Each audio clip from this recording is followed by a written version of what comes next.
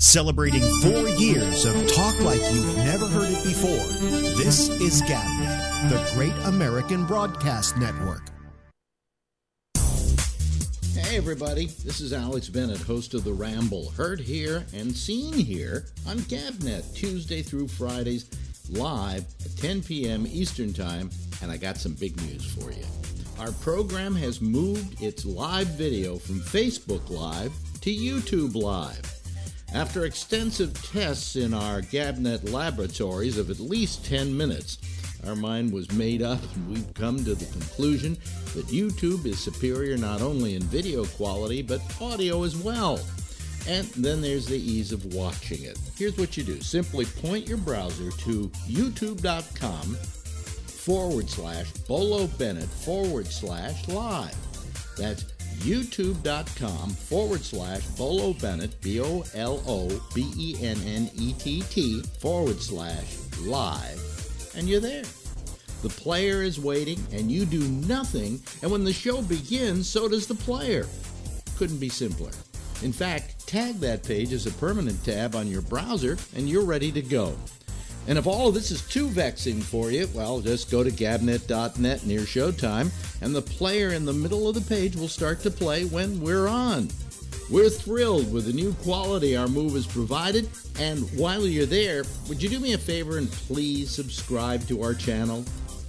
No, I beg you to. Hey, listen to me, I'm groveling, okay?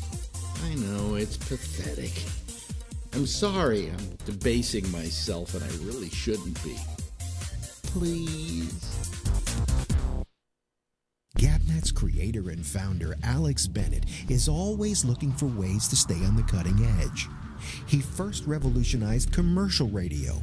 He built a career on being one of the first to speak to the new generation of the 60s. Then he reinvented himself on morning drive radio, where he was the first to use a live studio audience and guest comedians each morning. Another ratings winner. Next, Alex took off for outer space as he brought his unique perspective on politics and news to the satellites. Always a pioneer, his next stop was to create a unique format that no one else had ever done, with citizen panels on the internet. What's next? Is there any place left to innovate? Are there any stones left unturned? Introducing GabNet Live on Roku. That's right, GabNet Live on Roku. No lies, because you can't lie on the internet. GabNet is now available on your TV.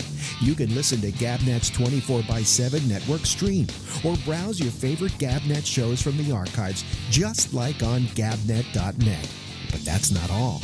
You can also watch video of Alex's archived live stream TV programs, as well as his televised Friday Night Ramble. It's all there for you, and all you have to do is turn on your Roku device, search the Roku store for GabNet Live, and add the channel to your lineup. Then sit back and enjoy. It's GabNet Live on Roku. Thanks, Alex. In a day and time when the powers that be want to put people in neat little boxes, in a day and time when those same powers want to control what you know, believe, and even talk about, here at GabNet, along comes a program dedicated to the free flow of thought and information, dedicated to the idea that not all closed doors are locked, and not every shut eye is asleep.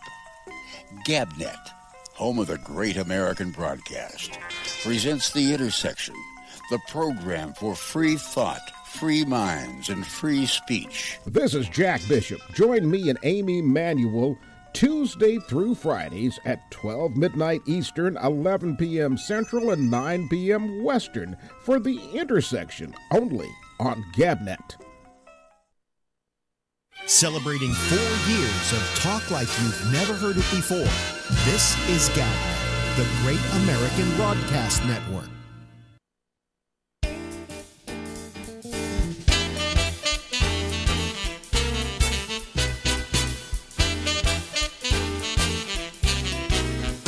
Hey, let's sing.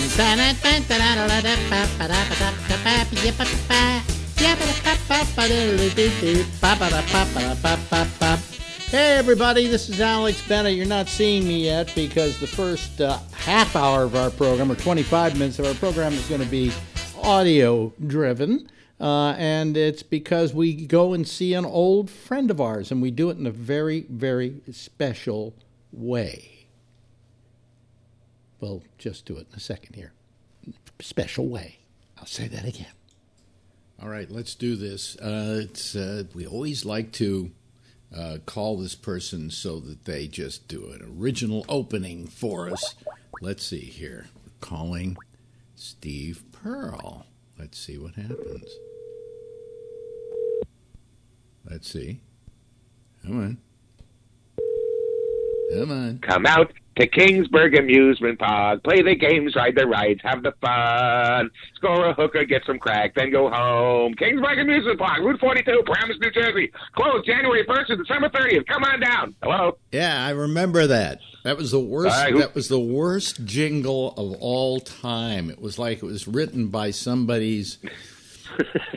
Yeah, but it rooted itself into your brain and you couldn't get it out of your head, so it worked. Come out to Kingsburg. Did you ever go there? Did you ever go? This was let me tell people, because they don't live in New York, that this was a amusement park in, I think it was New Jersey, right? Yeah, somewhere like that. And it had the cheapest jingle in the world. Just come out to Kingsburg Amusement Park. We have rides, we have toys, we have things. I could have written it. It was that bad. And then you can picture a bunch of methadone addicted clowns jumping up and down to that song. And then that was accompanied, because it was television, by pictures of the most disgustingly old-fashioned, fucked up rides you can possibly imagine. Remember? They were like...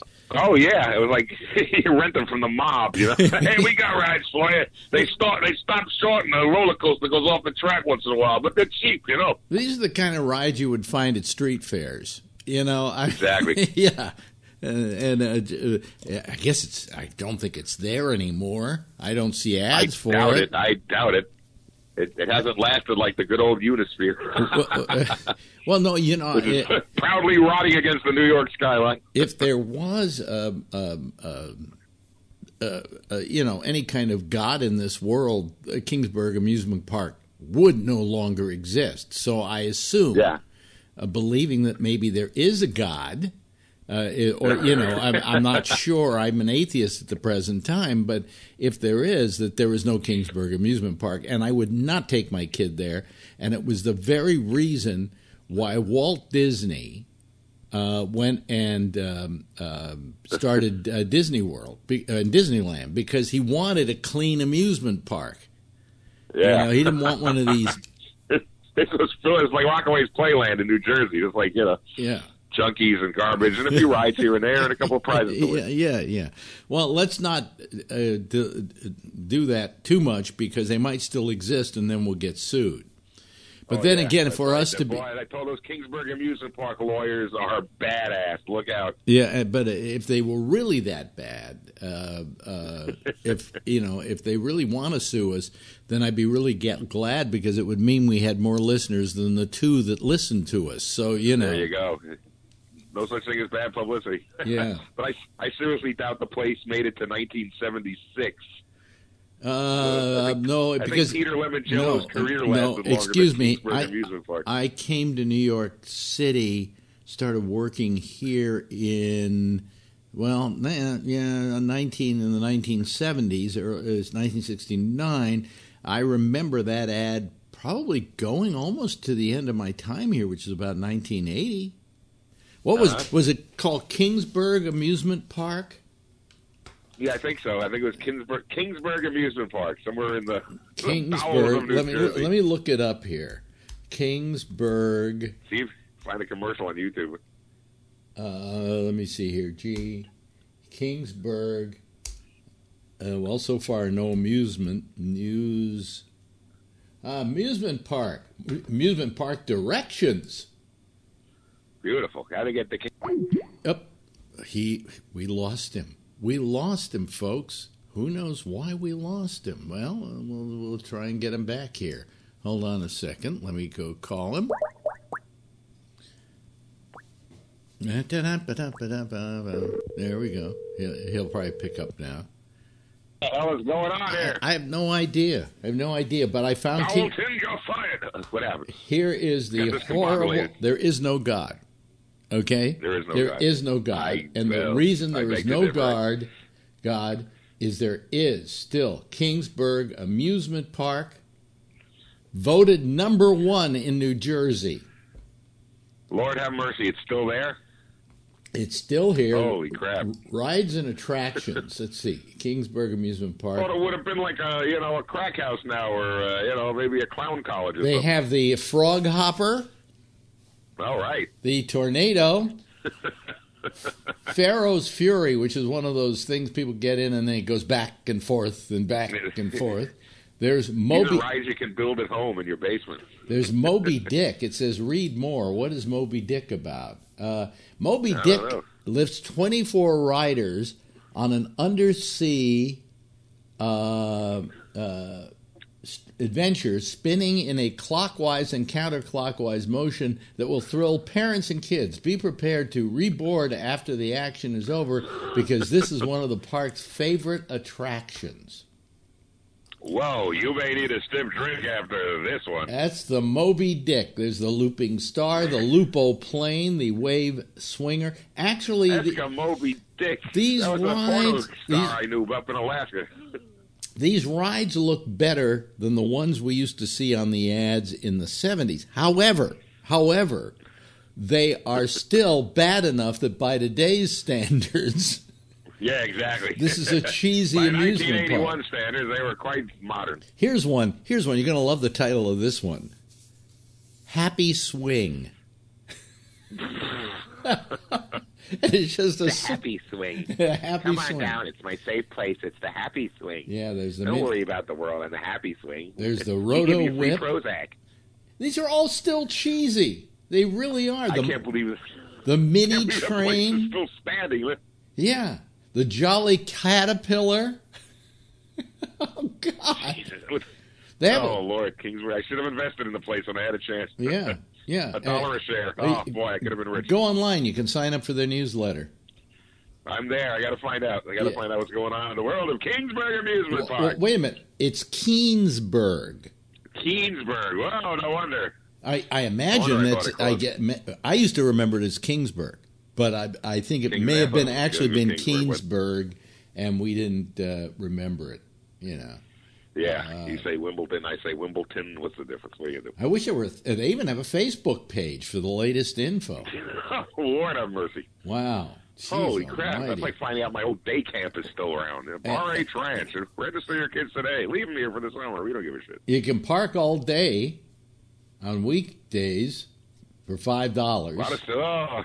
Look out. Beware the smash and weekends crab. and holidays, $7 for parking.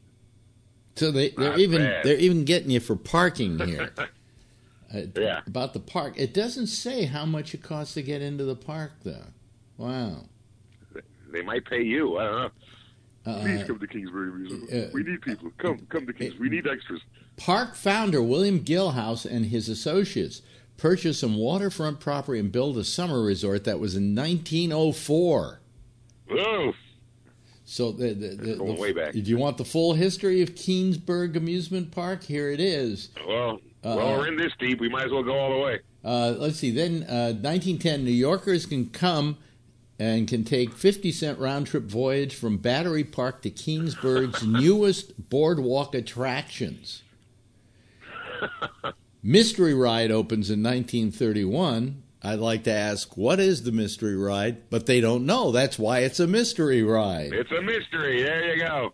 Just answered your own question. Now, in 1995, the next generation, the grandsons, purchased the park. Here it is. In 1996, a second park, Runaway Rapids Water Park, was built. Jesus, they expanded. Yeah. Holy shit, I thought the place would be like condos by now. But that's 1995. But from 1931 to 1995, they were pretty much that cheap-ass thing we saw on television. I know. They were like this great, deep then amusement park. The commercials were like $1.50 to make. Wait a minute. You're going to love this. It was completely destroyed in Superstorm Sandy. Ah! And there's this picture. keeping them down, though. There's this picture of the rubble that reminds me very much of what the old park looked like. Like Chris Christie kept the snack bar alone in business for years. Yes, exactly. So it's Give me 58 hot dogs and 49 boxes of Gaucho cookies. Well, where did you go when you were a kid? What when your parents said we're going to go to a certain place? We went to Rockaway's Playland, which was kind of like the Kingsburg amusement park of Far Rockaway. And there's a little song, junkies, robbers, murderers too. If you come, they'll get you, but they won't. If you don't, come to Rockaway's Playland. And we'd all go and have fun. And you'd, like, knock over the milk bottles and win a dead rubber ball that wouldn't bounce. It was fun. And that was my prize once. I won a rubber ball. I'd bounce on the ground, just stayed there. I go, oh, it's dead. Wow. So, and then I made it to Palisades Amusement Park once in the spring of 1969, which is probably right before it closed. Okay, you remember the Palisades Amusement Park? Yeah, we went for the gusto there. And, do you remember the theme? Do you remember the song for that? Oh, you're a non-American communist bastard if you don't know that song. Okay, sing it for me. Palisades has the rides, Palisades has the fun. Come on over. You know what that is? That is just an upgrade from the Keensburg Amusement Park theme song. It was written by the guy's more successful composer brother. You know? Yeah, they got the Kingsburg Amusement Park team. They gave it to Sammy Kahn for a little tune-up. I think I can do a little something with that. And then they had the Palisades song. Let me add a major chord there and a sharp over there. And before you knew it, you had a hit. Now, people don't know that. I mean, we have to mention this to people because people all over the country don't know what we're talking about. But Palisades Amusement Park was in New Jersey on the other side of the Hudson. And you could actually see it if you went down the what was it called then? The West Side Highway. Yeah. And they used to have a big kind of like floating, one of those billboard kind of light things where you could read stuff they would put up there, like come out, we have new free rides, we have the new this, there's that, there's everything. This. And one night I am driving down, I swear to you, this Palisades Amusement Park, I'm driving down the West Side Highway going to work at WMCA, and I look over across at Palisades Amusement Park, and it says, listen tonight to Alex Bennett on WMCA. Oh, that must have felt good. That was a cheap thrill to see my name in lights across the river. Sure. Apparently, that sign was for sale, and we bought some time on it. So not bad. They put my name up there. So there you go. You were Palisades, baby. Proud moment of my life. I guess the other proud. There you go. What was it? The other proud moment was the night that I worked for Carnegie Hall. I played Carnegie Hall. Cool. Because everybody. But I've never been on the stage. Everybody used to talk about, I'm playing Carnegie Hall. Well, good. How much are you paying for it? Because they didn't realize that Carnegie Hall was for rental hall, and so anybody who wanted to use it could just buy a day there or whatever it cost and do your little concert. So when they used to have that old joke about how do you get to Carnegie? Pardon me, sir. How do I get to Carnegie Hall? And somebody says practice. But you didn't have to practice. You could have no talent at all. Florence Foster Jenkins. Florence Foster Jenkins. You know who she was. They made the movie about her recently. But she was this woman who was the worst singer in the world. Once a year she held a big concert at Carnegie Hall because she was a millionaire and she could afford to rent it. Wow, yeah. So anyway, you can have the show. I was there because Marvel Comics was doing a Marvel Comics evening at Carnegie Hall. And Stan Lee asked me to come and play the part of, I believe it was Dr. Doom. And we all stood on stage, a lot of personalities and stuff from New York City, and we read parts of the comics. Oh, cool. To the audience. A comic recital. Yeah, so I got a big thrill. I called my mother from backstage, and I said, Mom, guess where I am? She says, where? I says, tonight I'm playing Carnegie Hall. And she was so thrilled, because Carnegie Hall had that what do you call it? That reputation, Oh, sure. My son played Hall. There you go. My son played Carnegie Hall. Oh, what did he play? Yeah. Dr. Doom. So. I told my mother I was playing Carnegie Hall. She said, what about the other 364 nights? Hey, relax, Mom. By the way, to show you that you can find anything on the Internet now, because people save everything, and now they put it on the Internet, somebody sent me a picture of the front of Carnegie Hall that night with the poster for the show. Oh, really? Wow, yeah. Everything's you find everything on the Internet. It's insane. Oh, yeah. It's all there. Somebody, remember I did this, you probably don't remember this in New York, but I did this thing where I, said, is Paul McCartney dead? We did this. I remember 1969. Of course I remember that. I got a little booklet with clues proving he was dead. I got them.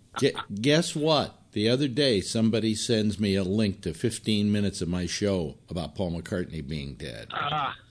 Amazing what they have. So, there are things in I keep looking for stuff because there are certain things I wish would come back up. I've mentioned this before. There was a show I did with the National Lampoon that was very terrific. And there was another show that I wanted to go find. But eventually, somebody will send me a link because kids are out there recording these shows every night on their little woolen sack at 3 3/4 inches per second. And hey, I just remembered I have this tape of Alex Bennett. Boom, let's put it up on the Internet.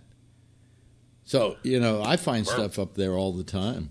Thank you, folks. You've completed my vaults here, But there's still... Oh, it's insane. I went on Facebook. I was looking for a copy of my nursery school picture from 1960, and within 24 hours, there it was. There was another young lady who was in my nursery school class, lives in Florida now, who had a copy. Bam! They were like, whoa!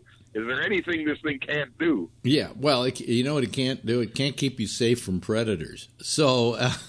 That's true, Dr. Nasser. Oh, you son of a bitch. Oh. There's always somebody trying to steal your identity these days. And in the immortal words of Larry Bubbles Brown, go ahead, steal my identity. You can have no life like me. There you go. You'll have no life. Yeah, sure. Take mine. Yeah. You're welcome to the $14.06 I have. I asked this. The Bank of the Confederacy. I asked this on the show to our citizen panel, and that was, are you afraid of identity theft? And a couple of them went, oh, yes, absolutely, I'm afraid of it. I don't give a shit. I really don't. Go ahead, steal me, Yeah, I know. I'm not worth taking, and if they did, I've had my bank account hacked into and money taken out a couple of times, but they fixed that quick. So, I look at that, I see that stuff immediately, and I report it. It's happened twice to me, and they fixed it. So I don't worry. I don't think about it. If I was a multi-billionaire or something, they maybe. But no, there's nothing to steal here, folks. Move along. Yeah, well, I mean, I just think that if you try and hide it and you try to protect yourself, and there are people willing to charge you a fortune to protect you. Oh, sure. Sure, we are anti-steal. Sign with us. No one will know you. I think people are going to go after you harder than if you just don't give a shit. I know. Okay, go. I don't give a shit. Go ahead. Take what? Take my Facebook. Steal my identity. What you're gonna cheat me out of a tax refund this year? Forget it. I'm not getting a tax refund this year. I didn't make enough. Yeah. Let them take it. Take it all. Yeah. Let me be someone else. Yeah. I'm actually getting very frustrated by the Internet, to tell you the truth. I mean, you remember me. Who was Mr. Technology when you were... Oh, you, man.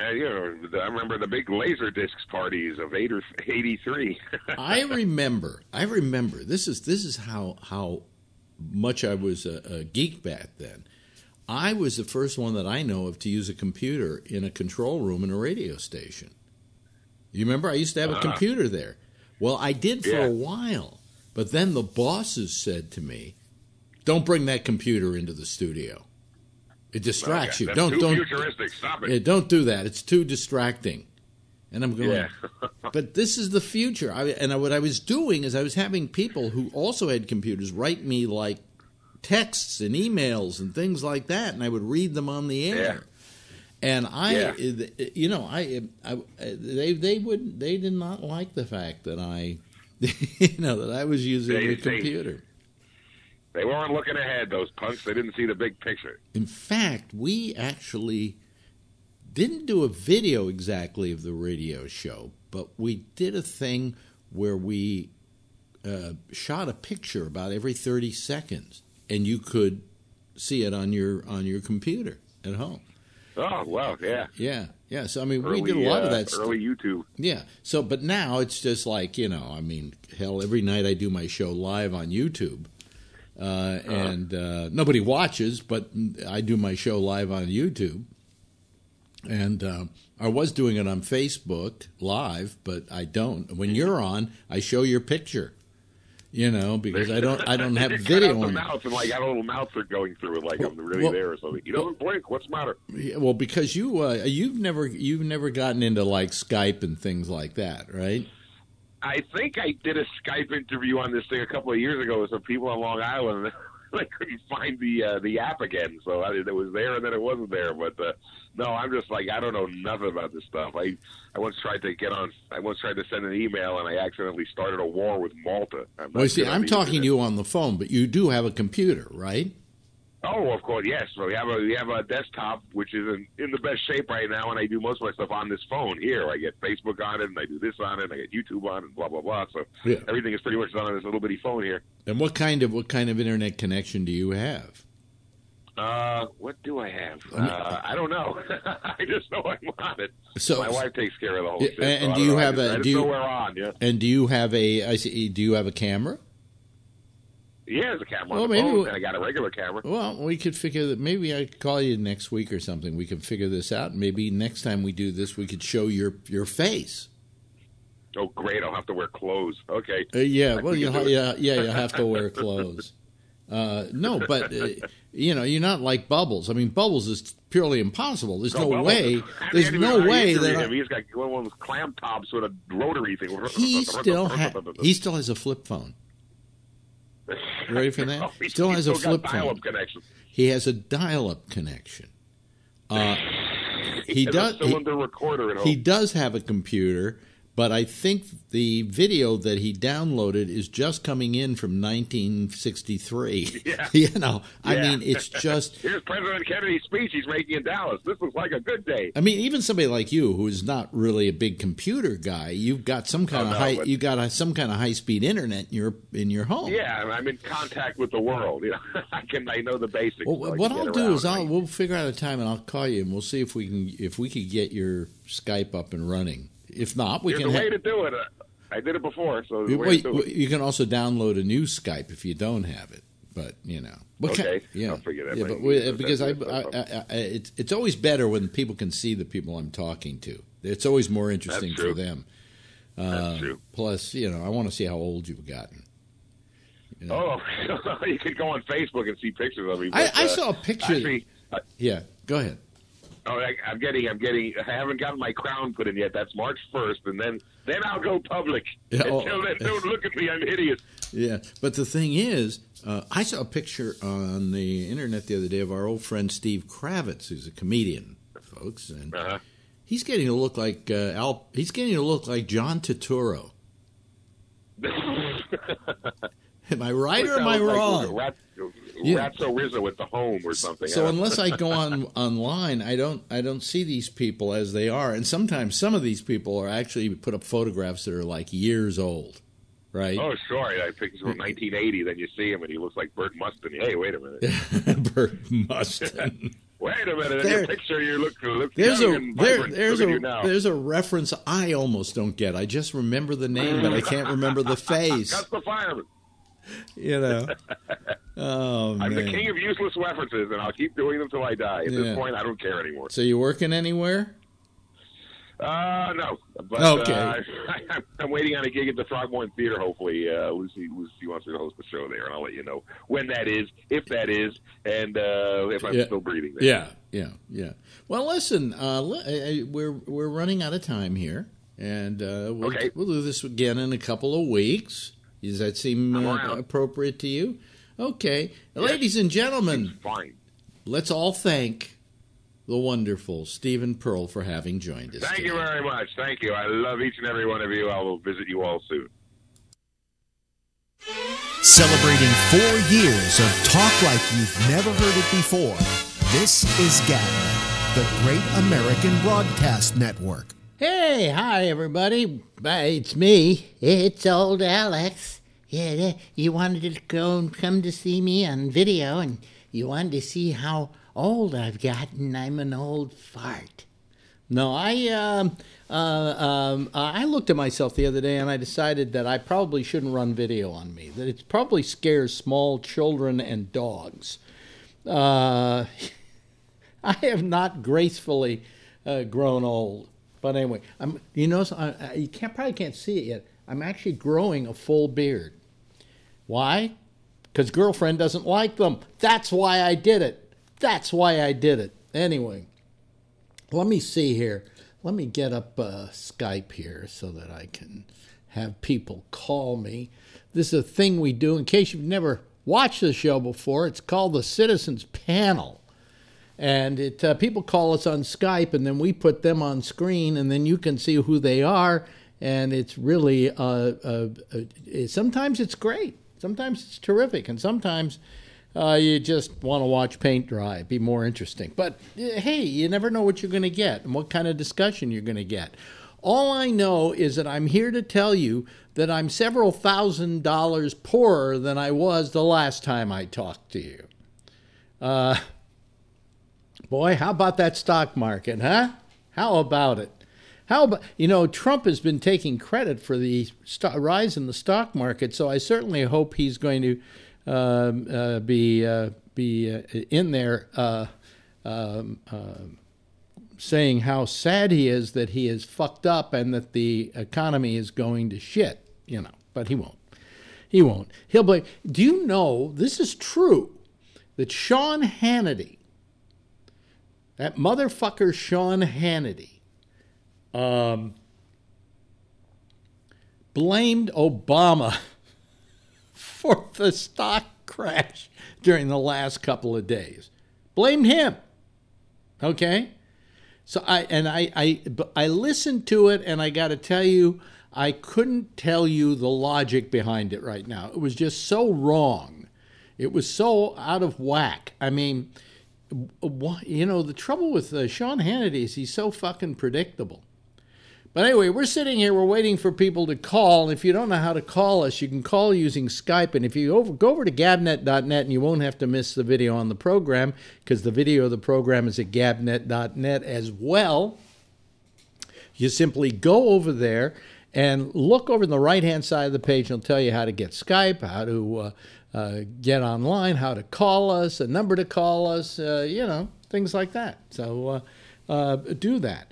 And what we're doing is we're waiting for people to call us. We want to hear from them so that we can talk to them on our little program here. I don't know who's going to be the first to call tonight. This is already getting scary. And last Monday was dead as a doornail. Wednesday was even deader than a doornail. I don't know if you can be deader than a doornail. And then all of a sudden on Thursday, full house. Friday, full house.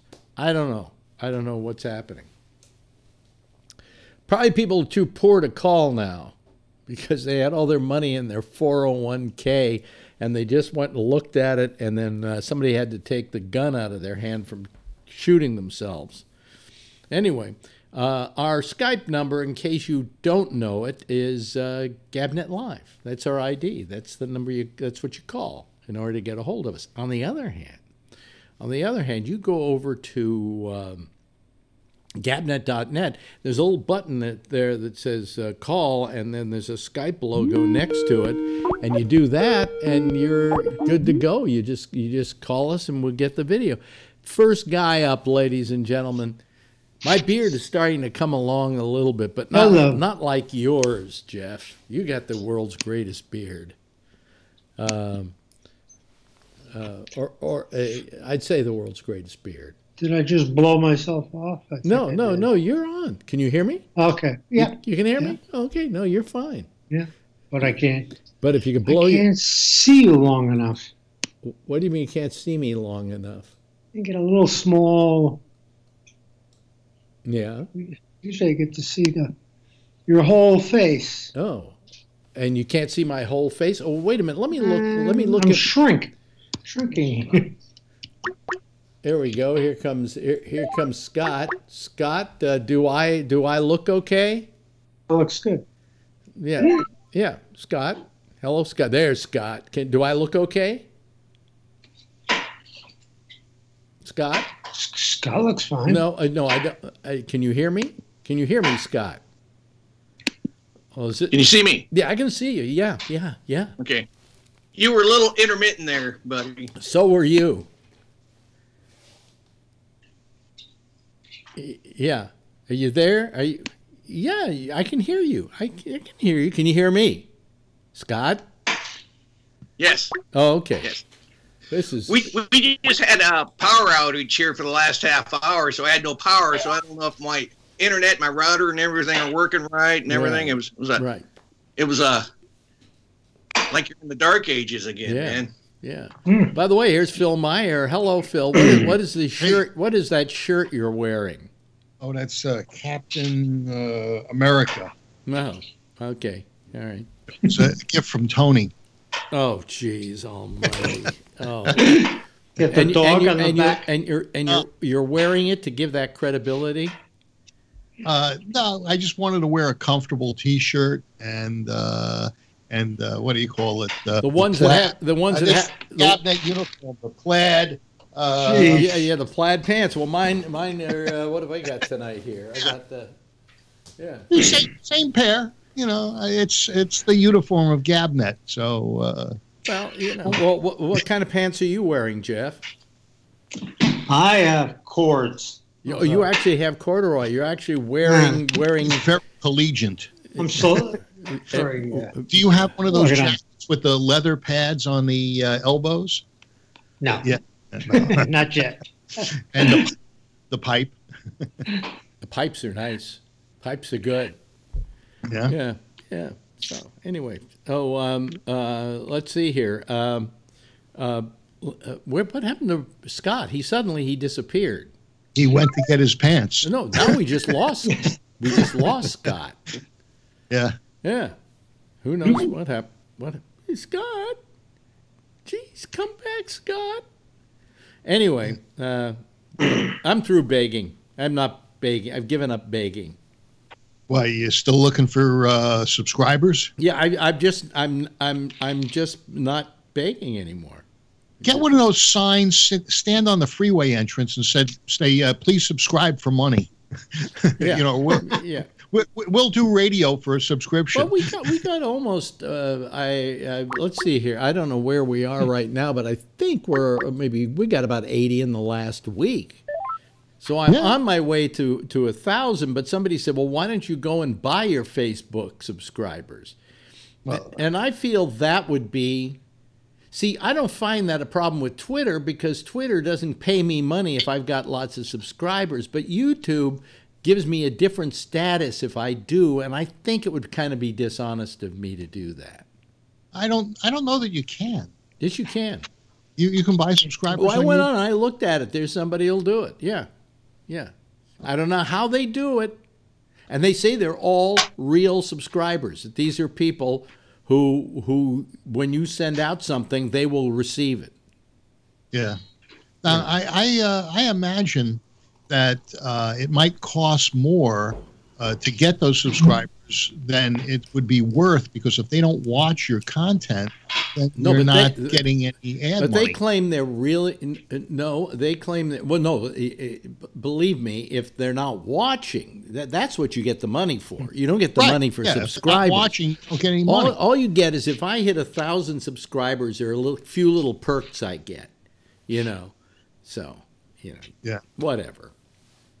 So, well, how many people were there on Friday? Because it looked pretty crowded. Friday, we had a lot of people watching. We hit we hit one of our all-time highs on that. Yeah.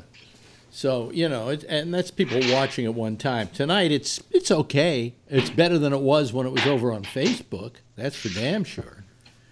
Yeah. Did you watch at all that little video I sent you of my friend and describing his new computer on YouTube? No. Oh. Well, he's got I watched YouTube I watched a little bit of it, and I really don't care about that. You know. Well, it wasn't the point. The point was he has all sorts of different kind of content. He's got a YouTube channel with 20,000 followers just for his in search of the best seafood in the world. So he goes all over the world, and when he's anywhere, like this weekend he was in Boston, he did a video while he's sitting there eating the seafood, and there's almost 20,000 followers just on his seafood channel. And how long is it? How long is each show? The meal, basically. So it goes on for half hour, 45 minutes? Maybe not that long. He speeds through some things, and you know, makes his comments and shows the thing off and gives his rating. You know. And so anyway, that's just one example of content, and he has a number of different channels that he's building. And he apologized in this last one because he hadn't done one for about 3 months, but that's you know, the kinds of things he's doing. And on his photo thing, he's got over 550,000 subscribers. But he's been doing that for about 5 years, 6 years. I don't believe those numbers, but I'll accept you. These are legit numbers. I mean, he was able to move here from Sydney and you know, set up all his stuff and do his things. He's making some money out of that, and then plus he has links to Adorama, B&H, and other. You know, when people buy and they buy through his associate link, he gets a small commission. Yeah. Okay. Well, you know, good for him.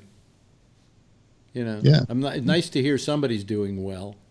Yeah. Well, if you wouldn't embarrass me, I'll ask him if he wants to come on and talk about. Nah. He doesn't need the plug. Well, no, he doesn't need it. Well, it's not. I don't think it's going to be very interesting to the general audience out there. No. All right. I'm sure he wouldn't even put somebody on doing that. No, it would just be a conversation. Yeah, well, I'm going to probably, I know what I should do. Probably start a channel, start a series on the best places to take a dump in public toilets. Did you see that Denver today passed a law that it's legal now for humans to dump on the sidewalk, urinate on the sidewalk, and so forth? There used to be a fine. Look, they want to be like New York. Everybody wants to be like New York. You know, but you can't just be like New York by having people dump on the, you know. Yeah, it's legal to defecate and urinate on Denver sidewalks. Thank you. So they just decriminalized public defecation. Interesting. Another reason to move to Colorado. Well, yeah, I mean, first of all, you've got the dope, right? You got the dope, you got the ganja. And then you got the ability to take a shit anywhere you want to.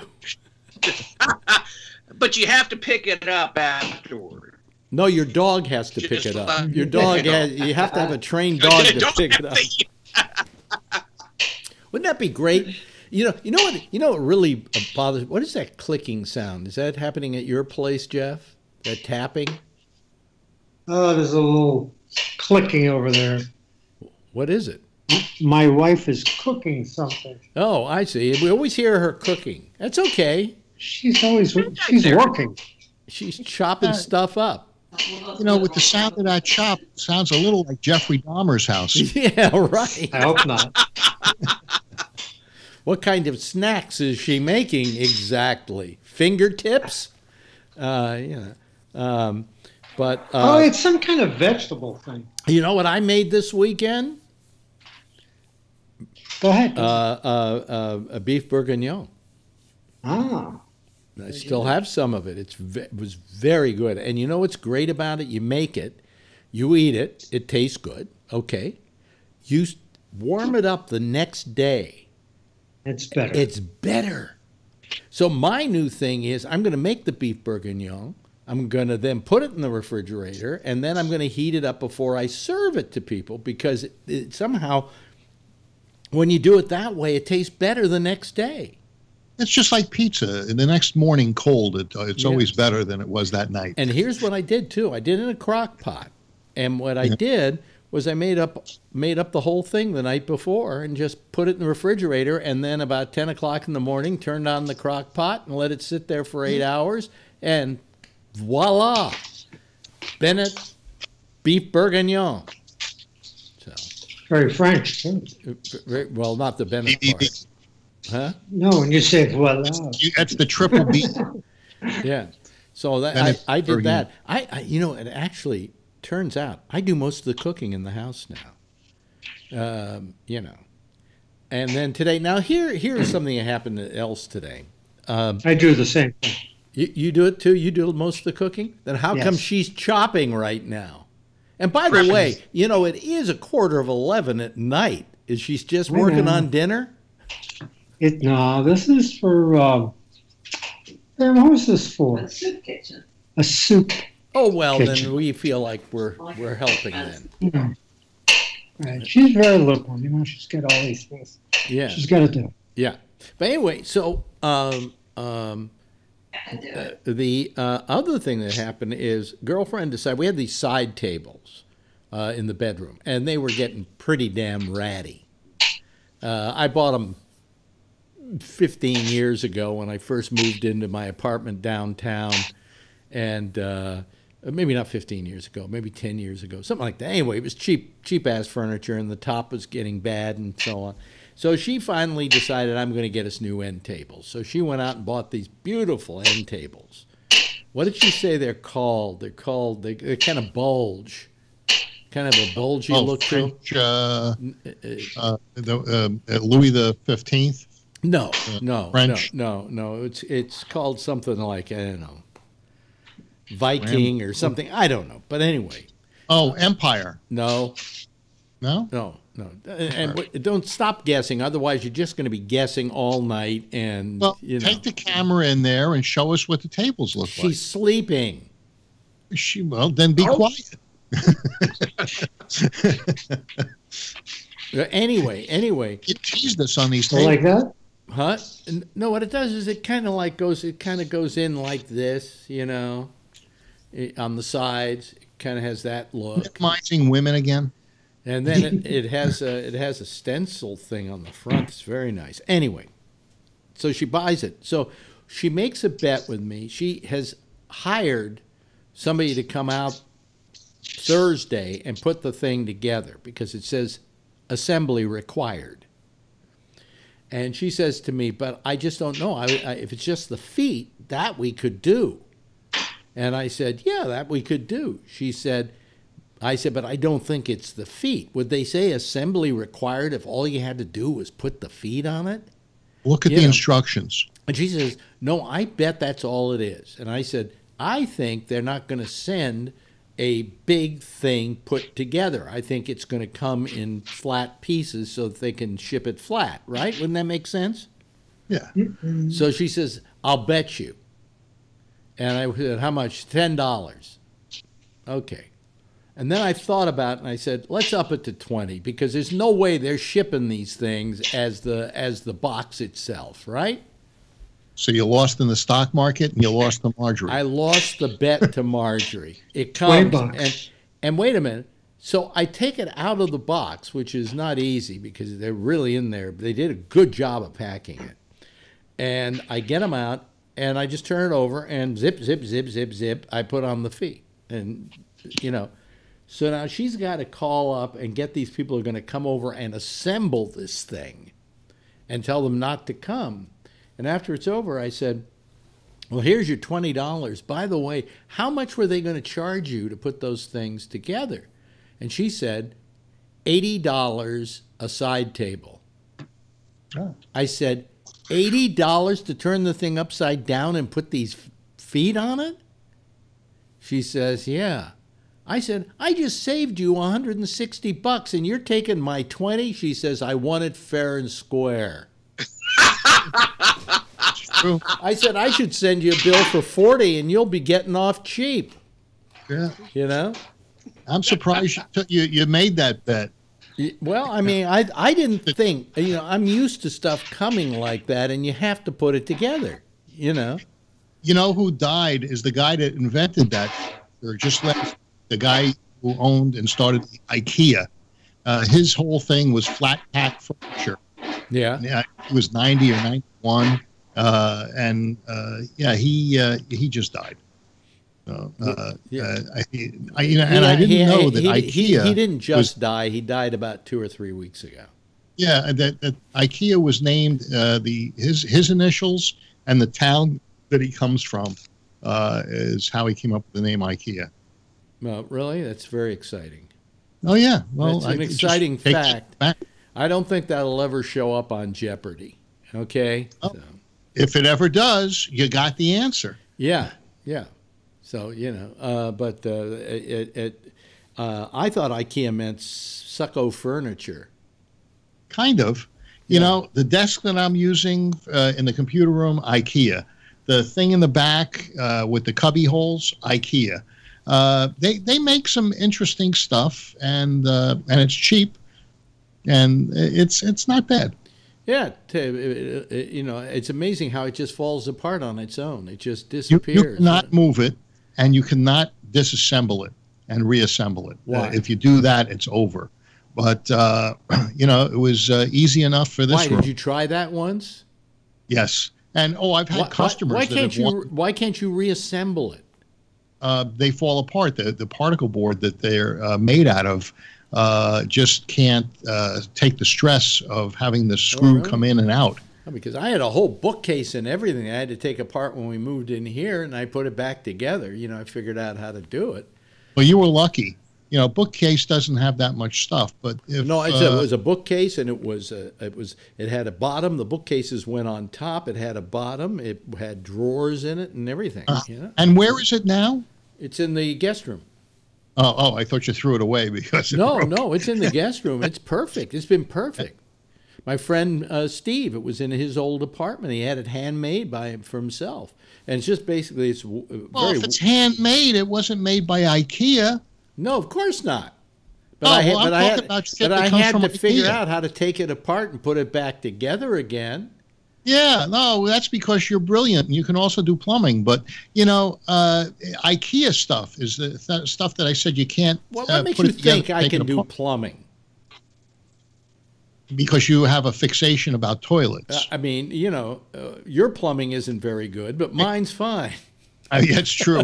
But didn't you had 4 shows bragging about how you fix your toilet. So, I just figured that you were the plumber's friend. I didn't know. Wait a minute. When did I say I fixed the toilet? I can't remember fixing the toilet. It's been a while. Anybody else remember that? Or that's a dangerous place to go? I'm good at fixing. I'm good at creating solutions to hefty problems. Like, for instance, when we moved in here, none of the closets had lights in them. Mm-hmm. So I put lights in them. Couple ever-ready flashlights? No, what I got were these lights that sometimes you use outside. Mm-hmm. That when you open the door, the lights go on. And then I got the newer ones, which are even brighter. And so when you open up a door to our closets now, you can see everything inside. Well, a lot of people do that. They buy those solar lights. They put them in the closet. They close the door. Well, wait a minute. So then they wonder why they don't work. Yeah. But no, this was a pretty good deal all the way around. I was very happy with it. So yeah. I like the ones that you clap your hands, and they turn on. Well, what happened was I put in new ones that were brighter and bigger, and the other ones I just put sitting out. And what happened was I found that just letting them sit out, if I put one in like the bathroom, you go in there at night, the light goes on.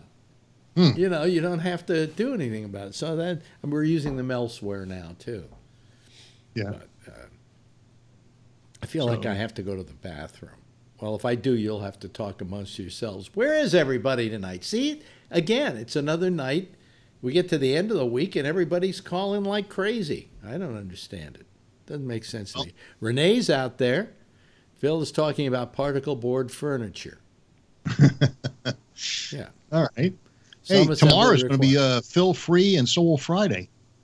It's a double photography club week. Really? Well, if it's like last Wednesday, I'll have 2 people here. Oh, I hope not. Be sure you call tomorrow night, Scott. I'm going to need people. Yeah. We'll see. We'll see. Hope you get a full house. That's why I I'm announced talking about you anyway. What good am I going to do? Huh? Get a word in edgewise with Phil around anyway. Well, I'm not going to be here tomorrow or Friday. So I won't have anything to say then. Well, let's go. Let's talk about the spaceship going up. Let's go. I want to talk about that, by the way. Yeah. Later? Okay. I was fucking blown away. Oh, yeah. And you see when the rockets came down? That's the part. Oh, that was amazing. It was like the rocket took off, and I went, amazing, wonderful. You know, he got that rocket up there. With the car is not, it's the nose cone is the car. Really? Yeah. I thought it was just sitting in there. No, it's exposed to space. No. Yes. It's space now. But from burning up. No, because going up, you don't burn covered. up. It was in they called it a flange or something. Yeah, and then it opens up. It opens up, and there's the car sticking out there and they put a dummy in the driver's seat, and they're playing David Bowie's Space Oddity, and Rocket Man, wasn't it? No, Space Oddity. I don't know. Rocket Man would have been Kim Jong-un. No, the Rocket Man would have been Elton John. Elton John. Sorry, you're right. But did you know that is a real Tesla, Alex? Yes, it's a real Tesla. It's in fact, it's his personal. It's his personal Tesla. Well, what do you think the resale value is going to be on that? When it gets back, not much. I have a lot of miles. Have a lot of miles. Anyway, so the brilliance of Elon Musk is that not only did he do a amazing space achievement, but he managed to plug Tesla at the same time. Oh yeah. But anyway, and God bless him. Go ahead, put patches on the side of the rocket. I don't care. Here's the best part. After they do this, I'm not expecting much. It took off. I went, woo. They went, okay, there now the booster engines are separating from the rocket. And I'm going, okay, well, that's good. They'll go out to the ocean. They'll pick them up, right? Like NASA used to do. No, these fucking things turned around, came down, and landed within, I guess, a feet of each other. It looked like it was in unison. They both landed almost at the exact same moment. Yeah, it kind of looked like a North Korean rocket launch in reverse. Is what it looked like. But amazing. That was the coolest thing I've ever seen. That was the frosting on the fucking cake, and I said, NASA, eat Musk's dust. Hey, do you think Kim Jong-un was going to buy a Tesla? I don't know. But, I mean, what an achievement. What a fucking achievement. I mean, and I hope that asshole Trump isn't going to take credit for it, saying, well, you see, individual initiative, companies, blah, blah. And he should. He should. No, he had nothing to do with it. Believe me, this thing was in the planning for years now. Trump told Musk about this years ago. Yeah, and Musk pretty much told him to go fuck himself. If you may remember, recently left his little advisory committee because he couldn't. Not until he stole Trump's idea about the rocket with the Tesla in it. Yeah, right. He says, "Get out of here and go to the moon." Well, he did. So Melania wishes she had been launched. Anyway. But I was going to say one thing, Alex, before you go on. This is one step closer to man on Mars. Yeah, well, this where the Tesla is going. It's going to Mars. He doesn't even know. No, it's going around the sun, I think, first, and then it's going to Mars. Well, I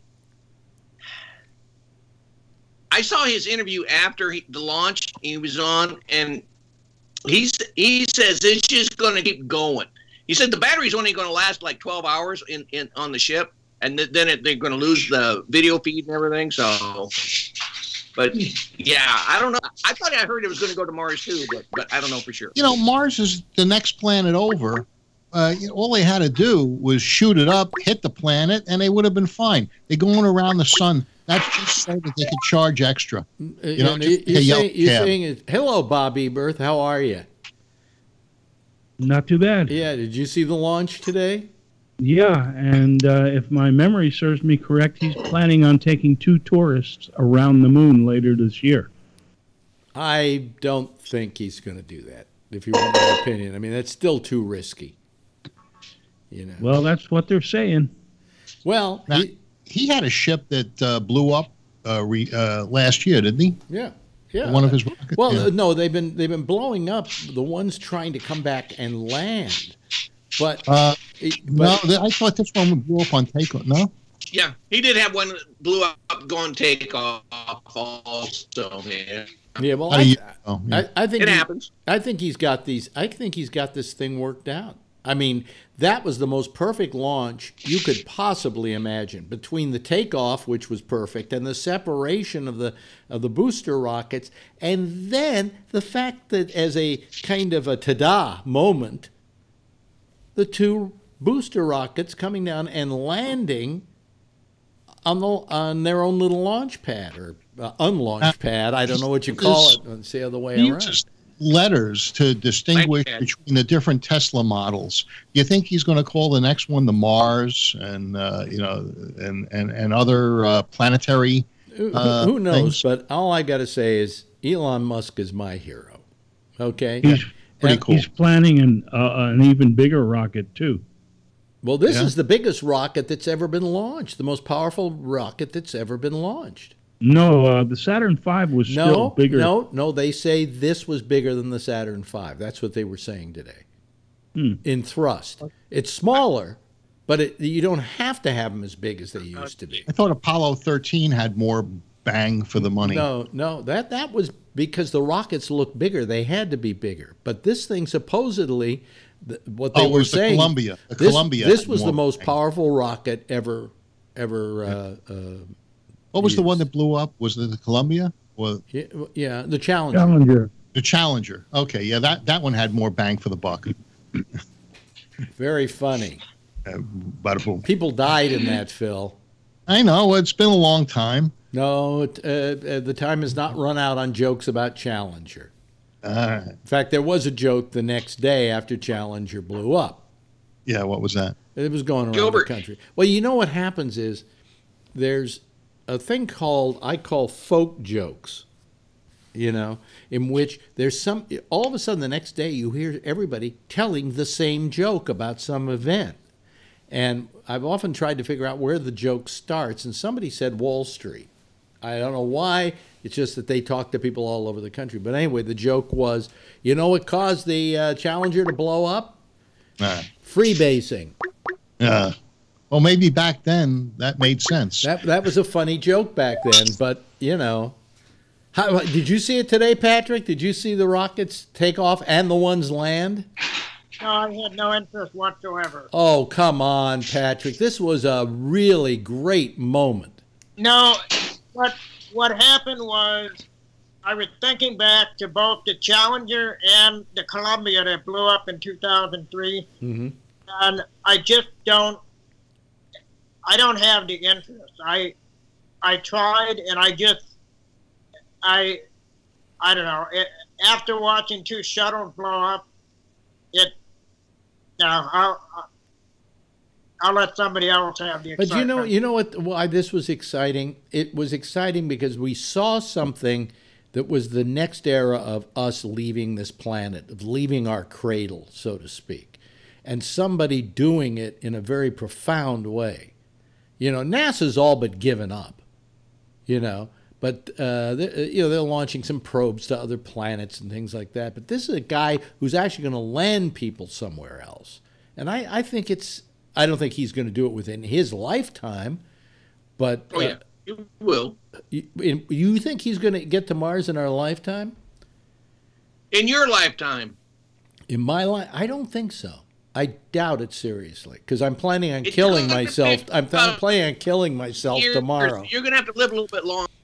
Yeah, I see. Now,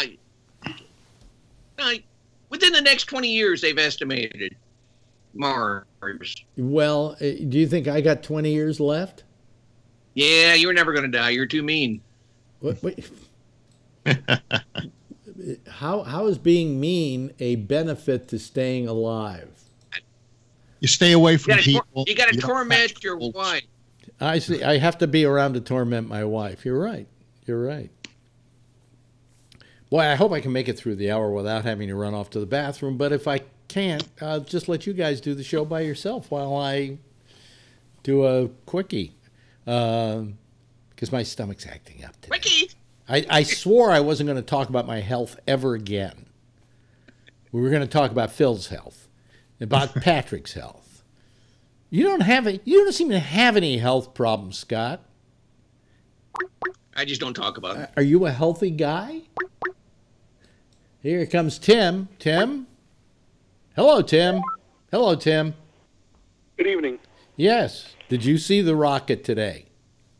Yeah, and I graduated in 1969. And I remember that summer watching the shuttles and everything. It was pretty impressive. But this thing, I think, I've seen a lot of impressive things in the space program because I've always been a kid who was in love with the space program. But this is maybe the most profound thing I've ever seen.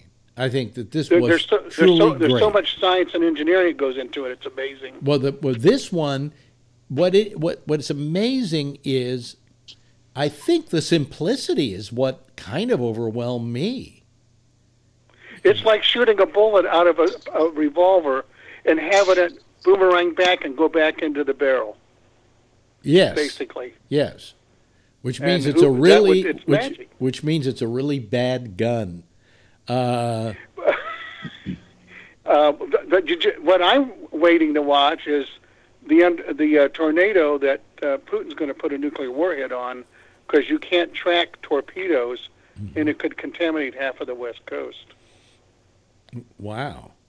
Yeah. You can only track things under the water if they're nearby, because sonar only goes so far.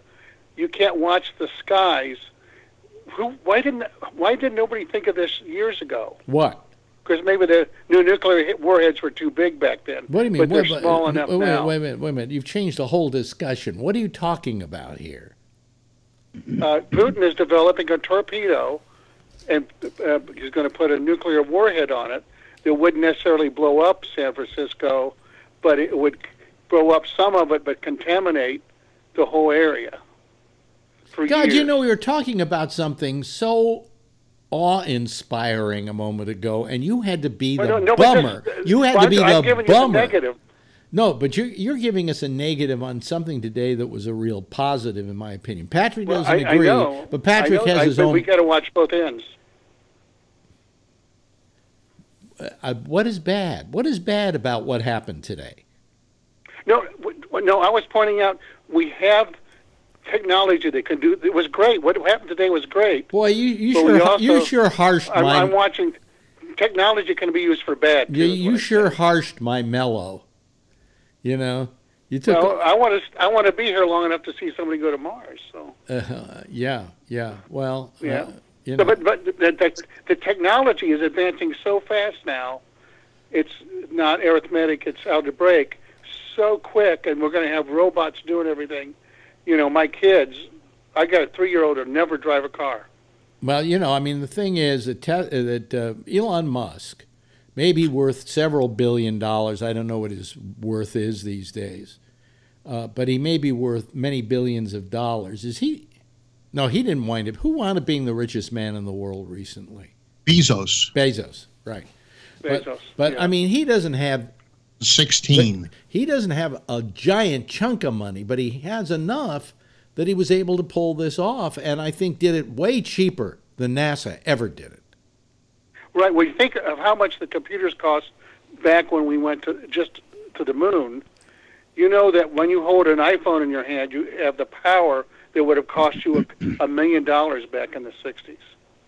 It would have cost you several million. Well, Apple would like to charge that, but they can't get away with it. So, I remember. Yeah, but that's why they're able to land these They have so much technology, and it's so condensed now they can land these rockets back on the ground. I remember about 74, I bought I think it was a Commodore calculator that just added, multiplied, subtracted, and it ran on batteries, and I think it was $300 or $400. You know, the ones that you can buy today for $1.99, and that's overpaying by $1. Yeah. Yep. Here comes our good friend Kevin. Yet another beard on the program. Boy, your beard is getting even longer, isn't it? You letting it grow out more? Huh? No, I just haven't shaved. Yeah, because I'm trying to grow one. Over here, it's a little it's spotty still, but here it's kind of. Can you see? You know? Yeah. Well, anyway, but you have just a great beard. So does our friend Jeff. Let me go to you, Kevin. Did you see the rocket today? Yeah, I did. As a matter of fact, it was pretty cool. Did the what can we call it? The curtain call at the end, where the two of them landed, just amaze you? That was cool shit. And my cousin was down there in Cocoa Beach and saw the whole thing. Wow. Sent me a video, and to see that thing, those two boosters come down and just rest themselves onto the landing pad was just, I thought that's cool shit. I like watching that stuff. Can they reuse those boosters? Yes, that's why they're doing it. They're ready to go back. Yeah. Before, they used to reuse the boosters at NASA, but what they'd have to do is, if they didn't sink, go out to the ocean and pick them up. Yeah. You know, I thought if they could find the tone that they picked up, but the boosters would disintegrate. No, they landed in the water, and sometimes they would retrieve them and reuse them. But if they couldn't find them, or they sunk too far, they sunk, then they didn't retrieve them. Here, you've got you've retrieved them. You know, they're down there. All you got to do is slide another rocket in there, fill them up, and go again. I got a question for the panel. Yeah. How many people experimented with ST's rockets, model rockets, when they were a teenager? Well, those ones, yeah. Yeah, we did that back in the 60s. And, 5-6 years from now, hopefully he'll be able to sell ST's rockets that come right back to you. Yeah. And then blow up. That would be cool. We used to put M80s and explosives on as a payload and try to get it to explode at the top of the arc. Oh, boy. Oh, yeah. I remember I once. Think I still got some in my garage. Here's how stupid a kid I was. Okay, when I was a kid, I wanted to do a little rocket thing because I wanted to be an astronaut before there was even the concept of an astronaut, and I wanted to make a little rocket to take off, and the only way I could figure out was to make a little rocket and then in it insert one of those little compressed air bottles. Right? Now, conceivably, that should work, right? There was Except blows up the thing. There was no way to puncture the thing because, this went into like seltzer bottles and things like that. No way to puncture it and then get it to take off. So I gave up my idea. When I think of the stupid things I did as a kid, I took pieces of pipe, I filled them up with matches, and then I put a fuse and I lit them on fire and threw them. You realize what I was making was a pipe bomb. I could have been a member of the SDS, but the SDS. You mean you may have been a dead one. ISIS. My dad had a gas station, and a couple of guys that worked at the gas station did that, and they were pounding match heads into a little piece of pipe. Yeah. And they kept pounding and pounding and pounding, and eventually, they compressed and exploded, and one guy ended up in the hospital with 6 stitches in his ball sack. Wow! Oh God! He ended up with it was not pretty. I just think it's guys that used to light their farts on fire. I mean, maybe that. I think it's amazing that Elon Musk had to start from zero. He had to start from the beginning and literally figure out this rocketry. There were some things that had been established, but he didn't want to do it that way because he wanted to do it so that it was more reasonably priced because he couldn't afford to build a NASA-style rocket. And so what he did is he brought this thing all down to kind of a business level. And I don't know how much this rocket cost him today to take off, but it wasn't anything near what it used to cost NASA. 90 million. 90 million? He got the car wholesale. Is that but, hey, 90 million? Was that the price that you heard? Yeah, 90 million for this launch. What did he own that he sold to get his money? It was some computer thing. Was it PayPal? Or I think it was PayPal, yeah. Yeah, and I don't know. I used to work for sold him all the helium and the hydrogen and the nitrogen for the SpaceX down in LA for that place. Right. We sold all that product to him. Still do. Yeah, but I think he did start at PayPal. I do believe, yeah. So I wonder how much he got. Was it eBay that bought PayPal? I wonder how much he got for that, and he's parlayed that into then he started Tesla, and the Tesla sold okay. I don't know. I mean, his billion probably came from PayPal. I would imagine. Yeah. You know. Oh yeah, definitely. He hasn't made the money from these things. He's spending. Still, this is all. I think is it my imagination, or can we buy stock in SpaceX? You can buy stock in Tesla. Yeah, you can Tesla, but I'm not sure about SpaceX yet. Because where's he getting the money for this? Is it all coming out of his pocket? And I think the answer is probably yes. But I think that Musk will be in the end a very wealthy man for what he's doing. Maybe not in his lifetime, but eventually his patents will. Certainly. Oh, this patent now for this rocket? Come on. It's gold. Yeah. It's just gold. Plus, he's already been making money, taking payloads up to the space station. And he's developing batteries that last longer. And that's the key. Well, that's only so your car will go longer than 25 minutes on a charge. Yeah, but it's not just the car. It's batteries can bring life and energy to areas of the world that we'll show have you how good power. Show you how good he's doing with that project. How long did you say it would be before the batteries run out on the SpaceX rocket? I think he said 12 hours. He said 12 hours. Well, then I think that's about a par for Tesla. Yeah, but he'll have a refilling station up there shortly. Yeah, I wish I had but he's got solar and he's got home batteries and that sort of thing going on too, right? Can you imagine in these far reaches of the world that you could bring power through battery and solar to these places and electrify areas that have been out in the middle of nowhere for and change people's lives? Yeah. But that's the stuff he's doing right now, yeah. I just think I think it's amazing, and I think that shot of the Tesla, as literally the nose cone opened up, and now that Tesla is literally the front of the rocket. I think that's so cool. It's the best advertising campaign ever. Ever, and you know something? He deserves it. That's my opinion. Right, and he did it right after the Super Bowl when everybody's talking about the commercials. Well, very good timing. I'll tell you somebody else who had good timing. What's her name? Jenner. One of the daughters. One of the Jenner. Got pregnant. Yeah, just had her baby.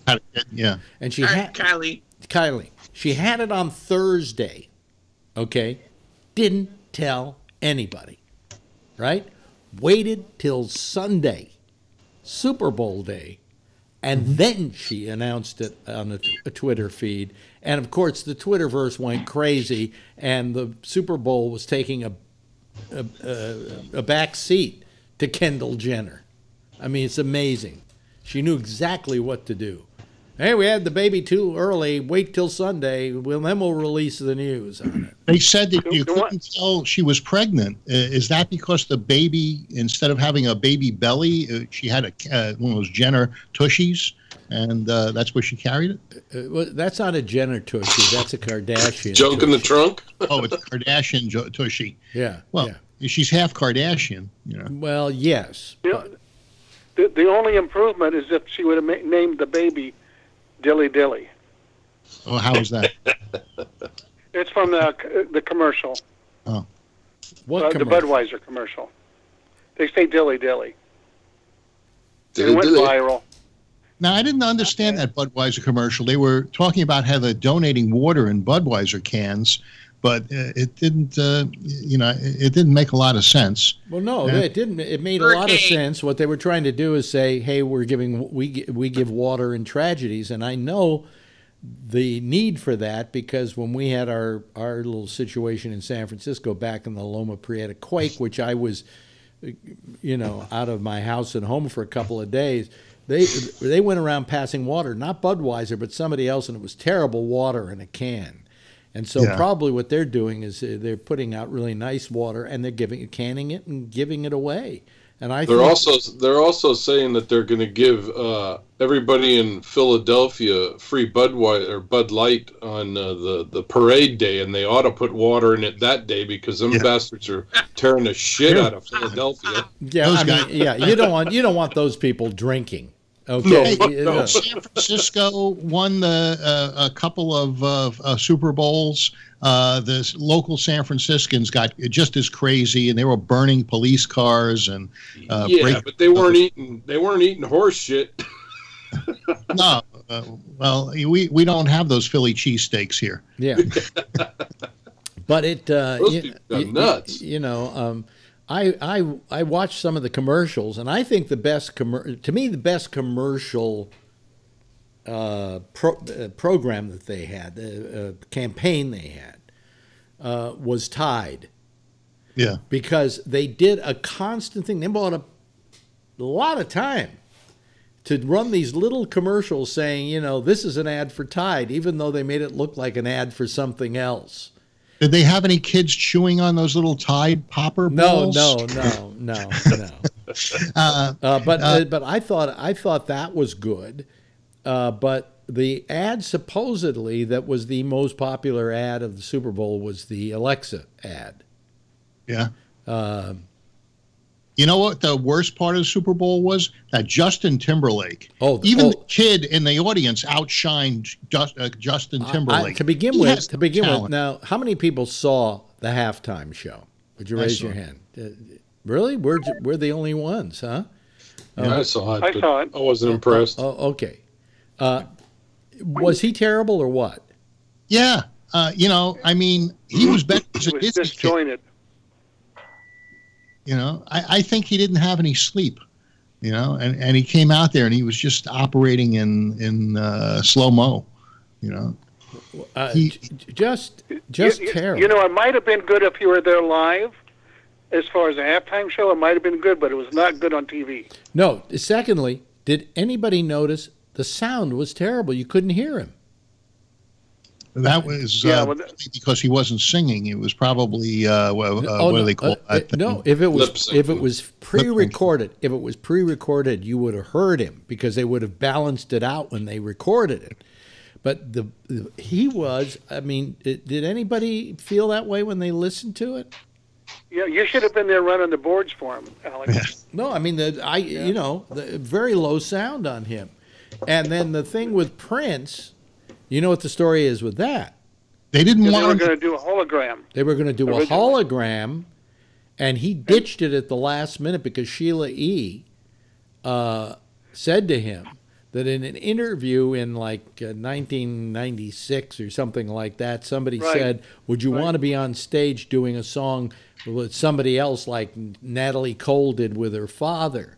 And he said, "No, that would be a demon-like behavior," and he was against using dead people to sing along with, and so Justin decided not to run the hologram, but he did run a video of him up there, and I just yeah, and the family was happy with the way he did do it. I think they were okay with it. They didn't like the hologram, though. Yeah. Now, did anybody say, Prince was black and the sheet was white and it was kind of like KKK?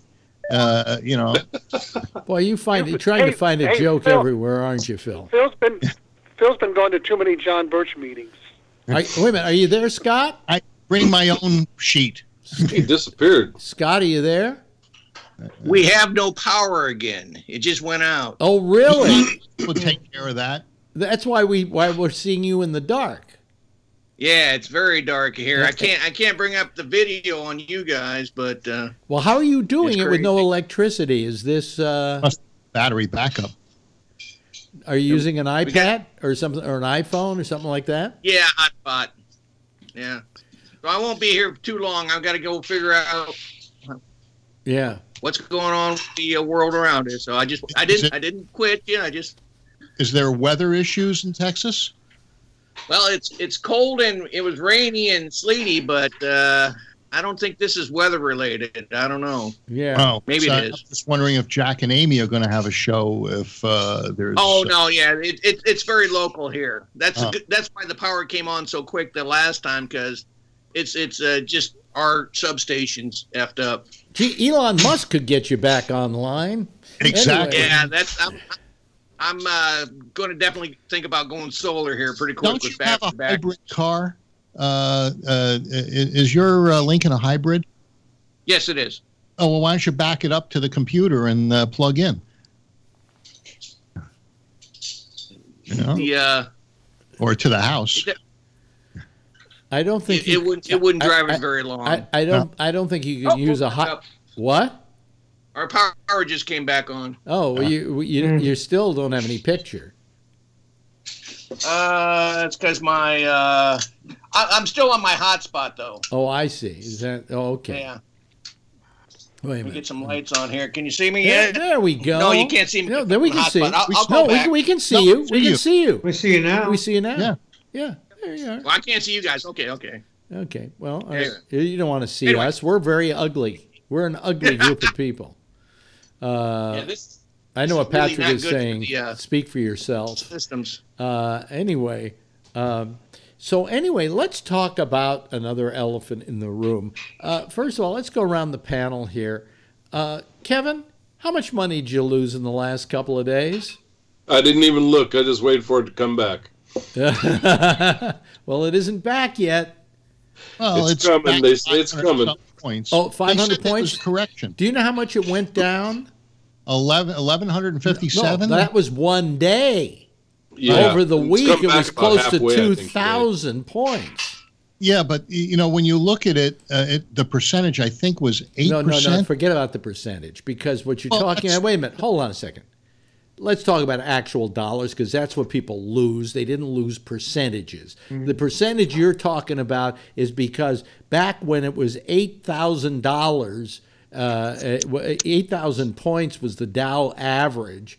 Yes, this would have been a larger percentage than now when it was 26 and change. All right, but the point is, it still lost a lot of money for everybody who was invested in it, and it has, and they don't care about that percentage. Well, in 1929, what caused the disaster, the market was in the 300s, I think, and I think it had a 20% correction. I believe that's from the best of my memory, and that's what caused the crash. But they're saying that it would have had to been at least a 10 or 15% correction to turn around to a bear market. So we're still bullshit with correction. Bullshit with your percentage. The fact is that I lost, I would say, easily $2,000 in the last week. Okay? Well, you'll get it back in your tax refund from Trump. Yeah, right. I'm not getting a tax refund from Trump, okay? The point is that, there goes your, by the way, there goes your, if you have a 401k, there goes your little raise in pay, okay? You just got eaten up by this disaster. We haven't heard boo from the son of a bitch either. You haven't heard he's boo. not going to say anything about it. He didn't say anything. And you know something? Nobody would blame him if he hadn't sat around saying, look how good the stock market is doing. Exactly. Look how good the stock market is doing. It still is. Did you hear what Hannity said? Yeah, he heard that. He wanted to blame it on Obama. The stock market is still up 30%. since the first of the year, even with this correction. No. Excuse me. We lost. We lost all the. I'm sorry. We lost everything since the first of the year. I heard that statistic yesterday, and I heard it again today. I don't know where you're listening because that's false information. Since its election, it might be up 30%, but not the first of the year. Okay, since his election, it's up 30%. Still, even with the correction. So, 28%. And 28%. Obama was up 35%. Yeah, well, anybody could be Obama up when was you're up from 5,000 down. Wait a minute. Obama, he's right. We're talking percents now. Everything, all the touchstones that Trump has been stating, like black unemployment and the stock market, so on. All those metrics were better under Obama than they have been since Trump took office. Hey, Alex, I got a question. Fool yourself. Yeah. Well, I'm not fooling myself. That's pure statistics, Phil. Just go look it up. Am I right, Tim? Am I speak? Well, I worked for the government for 37 years, and I know that Trump and everybody in his administration lies. They have basically people working for the White House embedded in all the agencies. I do not trust his numbers. I don't trust the numbers come out of the labor department. You know the last words that anybody wants to hear? I'm from the government and I'm here to help. Except Phil just laughed at the world's oldest joke. I think Will Rogers wrote that joke. Yeah. Here's the thing. But I don't think that. I think they're adjusting the numbers slightly. The latest thing that's kind of interesting is that his lawyers don't want him to talk to what's his name? Mueller. Mueller. They don't want him to talk to Mueller. You know why they don't want him to talk to Mueller? Because he is prone to lying. And they're afraid he will lie under oath. They are afraid. No. Yes. 30 lies the last time he testified.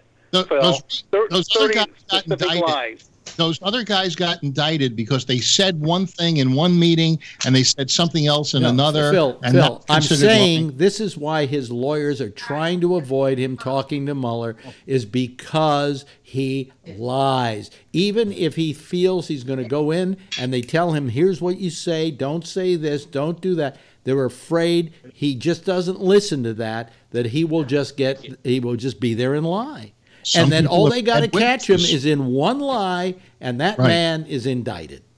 Right, exactly. So why put yourself in that situation?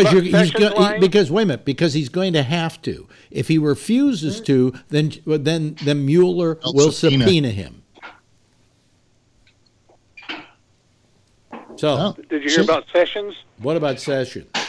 Well, he's been touting the statistics about how much crime is committed by illegal aliens, and they found out just today that there's mathematical errors in their statistics, and it's not true at all. Like that football player that just got killed by the illegal alien twice, jumped the border. Phil, don't waste our time with anecdotes. No, it happened today. It happened today. No, I know, but don't. I understand, but don't throw in anecdotes when they're talking about the government lying to us on statistics. Yeah, okay. The fact that real life happens has no bearing on the fact that they're measuring it wrong and using it to push a racist immigration policy. Yep. Well, that's an antidote. So how many white people have killed people with drunk driving last week?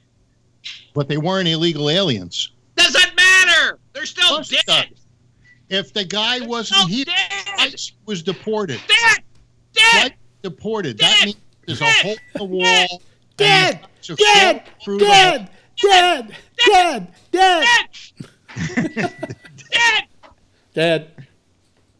How many people are killed with guns every fucking day? Can't feel the bite of my sword. Who said that? That's one of my things on sound effects. Oh well, don't do that again. Okay, it did foster a laugh. No, it didn't.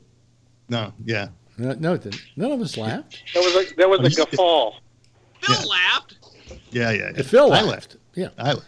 No, but no, you're absolutely right, Scott. I mean, these statistics. I saw this whole thing about. I mean, he's trying to make a case against immigration because he says every case where somebody who was of Hispanic descent or Mexican or whatever committed some kind of crime here. But he doesn't mention all the other countries that people come here and commit crimes and do things. I mean, he is singling out a particular group and then using that as his major statistic. And then Kelly, all these people are becoming like Trump. Kelly today demeaned immigrants, too, basically non-white immigrants, said they were too lazy to get up and go register with a government you can't trust from day to day. I was kind of surprised at that Kelly saying that shit today. Kelly's family, when it came to this country, they were Irish, and they were all non-skilled, and they were treated like lowlifes. This is a legacy we need to stop. Did somebody have to sponsor you when you came over through Ellis Island? Not all the time. No. Let me explain that one to you, Phil. You had to, if you came to the United States, you could avoid Ellis Island if you had someone in the United States who was accepting you. And that was the reason. Like my father and his mother came through Ellis Island. In fact, I found the manifest where they came through Ellis Island. But they got out of there within a day, as most people did, oddly enough, because they had a place to go, which was California, where my grandfather was waiting for them with their other son, Bolo. And they were waiting in California and already made a home and everything for them. So they got out of there fast.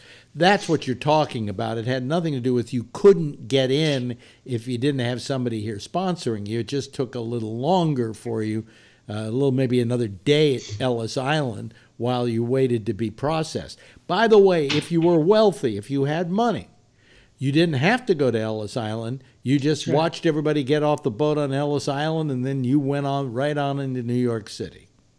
Or you could go to, or here's the other option. You could go to one of Gerald Kushner's seminars in China, and he was selling citizenships. We're not talking about that. We're talking about Ellis Island here.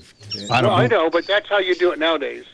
If the rich people can do it, the rich people get away with it. No, when your father got off the boat.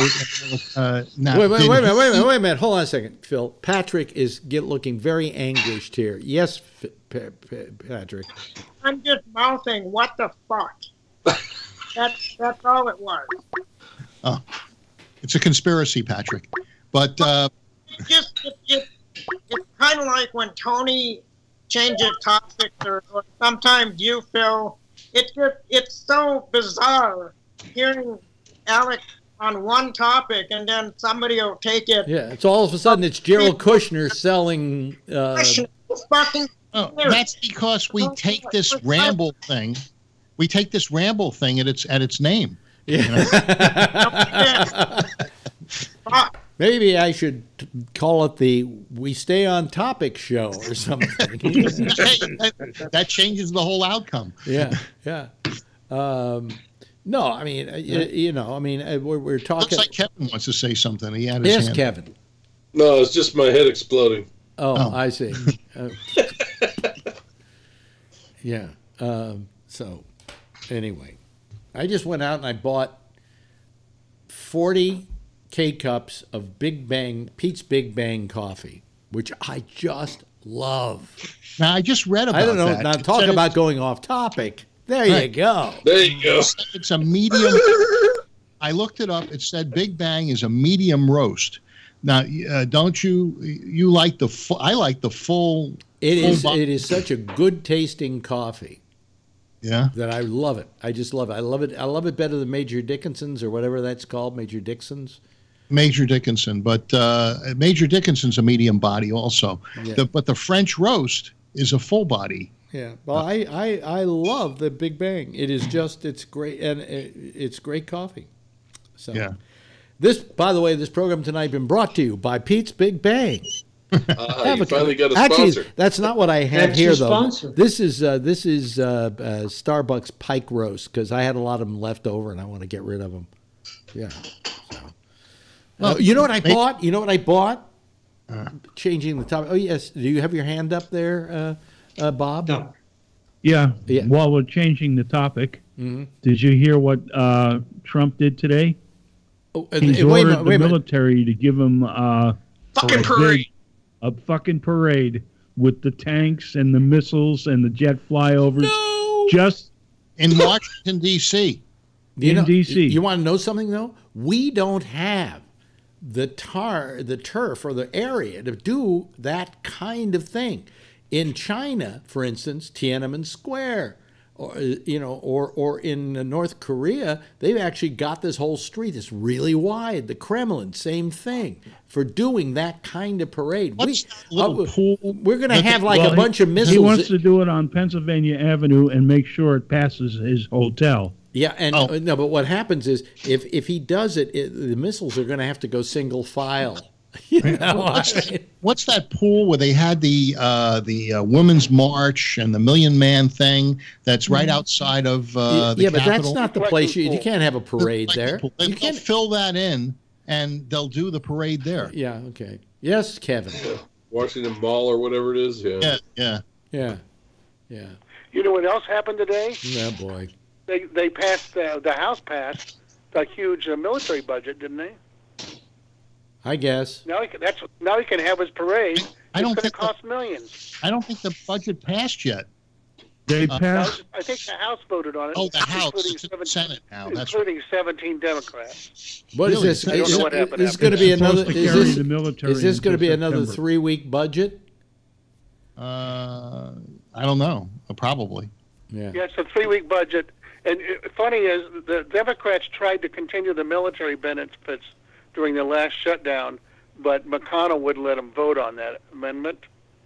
I thought the military was still getting paid.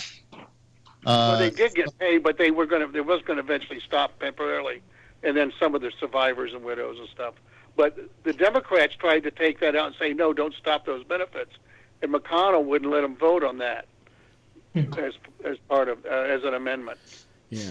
Well, So anyway. they're the ones that kept the military from getting the benefit. If it would have lasted very long, I lived through a 2-week one. Well, anyway, getting back to all the money I've lost in the last couple of days. Anybody else lose? Did you lose some, Jeff?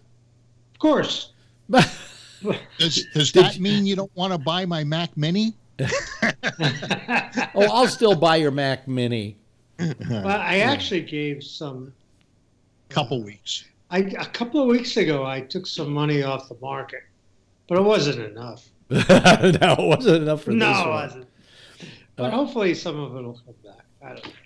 Well, my friend Shecky, who does have some money, said, I don't even want to tell you how much I've lost in the last couple of days. He said, but he says, I look at it this way. He says, that's what it's all about. It comes and it goes and it comes and it goes and it comes and it goes, and you as to whether this is going to get up to the level it was at, we don't know.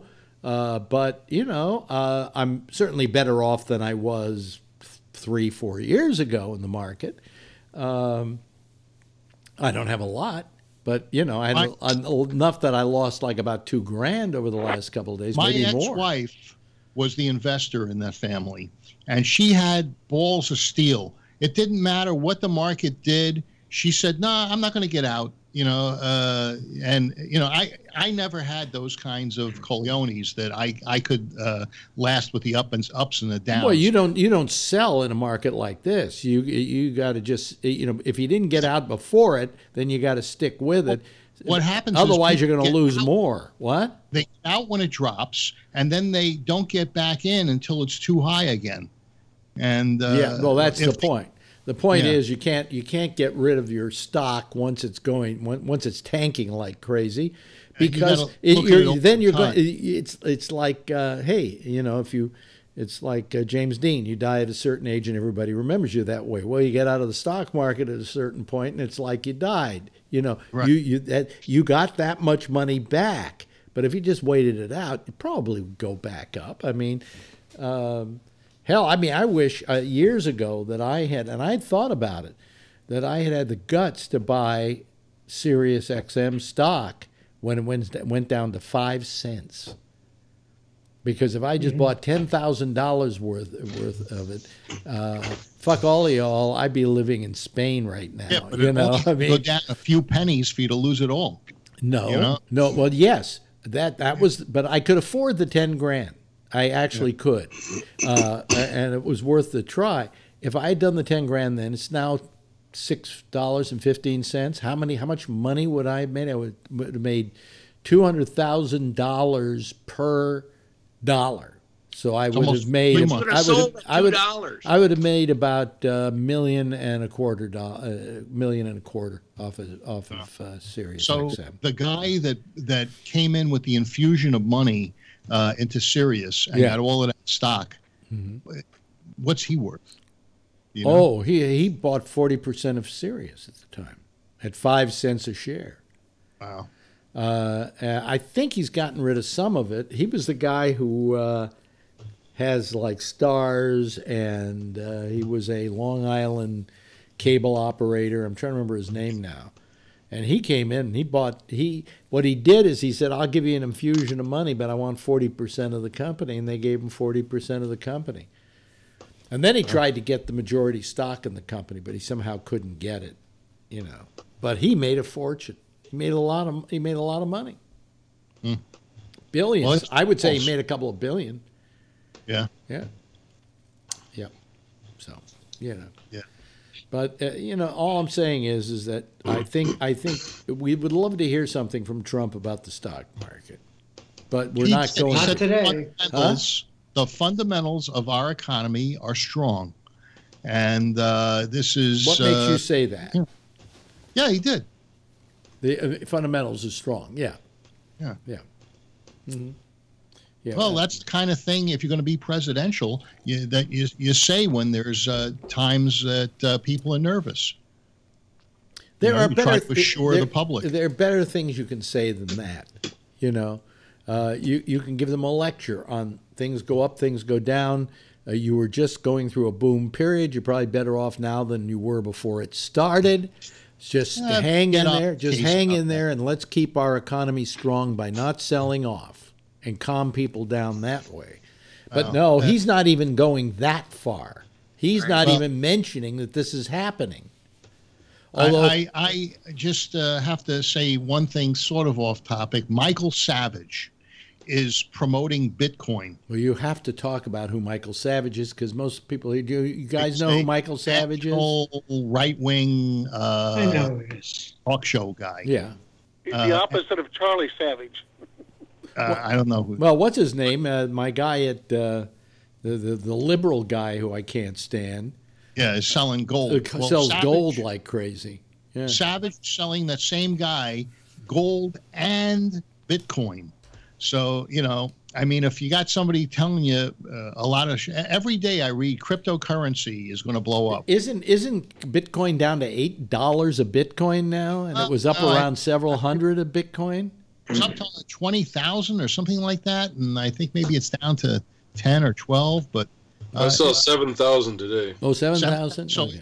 when the guy who started Bitcoin sold all his stuff off about a month ago, I knew it was the end. You know, he sold all his Bitcoin. The guy who started Bitcoin. Yeah. Well, you're not insured on anything in Bitcoin. Somebody said that the idea of Bitcoin isn't a bad idea. Okay? It's just the implementation of it and the fact that it is in the hands of people who can use it for evil. You know? And that's capitalism without regulation. Yeah, yeah. Yes, Patrick. I heard an analogy with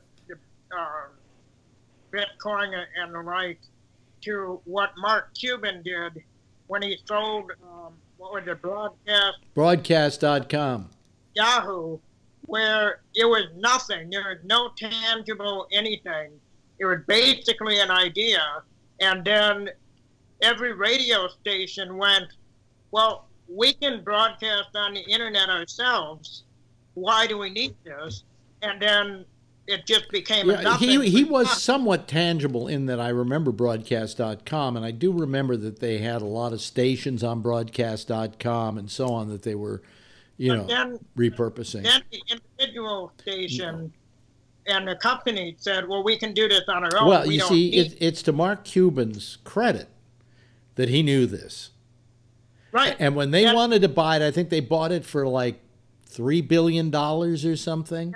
He took it right immediately, and he took it, and within months, the bottom fell out of the Silicon Valley stocks, and Yahoo was stuck with a turkey. Right, and that's exactly like with Bitcoin. When the creator pulls out of it, you have to look at it and go, I wonder, because there's nothing there. I mean, I don't think anybody really understands it. Even now, after we've had all of these months of learning about it going up and up and up, and it's based on blockchain.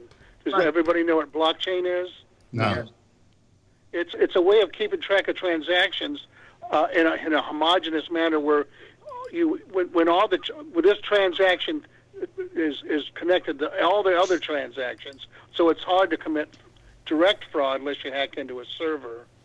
And it's a way to verify transactions worldwide. If you use it scientifically, it's very good. It's like giving a best audit trail possible for every transaction that takes place. The problem is they don't have any auditors to audit the audit trail. Well, I mean, but also, yeah, there's no regulation there. The trouble also is that the people using Bitcoin were international drug dealers.